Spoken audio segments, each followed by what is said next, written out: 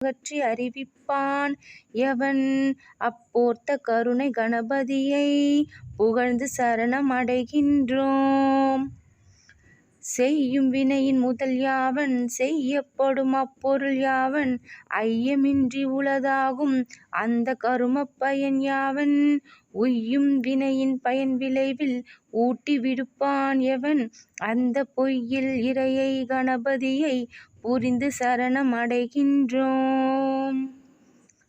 வேதம் அளந்தும் அறிவரிய விகிர்தன் யாவன் விழுத்தகைய வேத முடிவில் நடம் நவிலும் விமலன் யாவன் விளங்குபர நாத முடிவில் வீற்றிருக்கும் நாதன் எவன்? என்குணன் எவன்? அப்போத முதலை கணபதியை புகழ்ந்து சரணம் அடைகின்றோம்.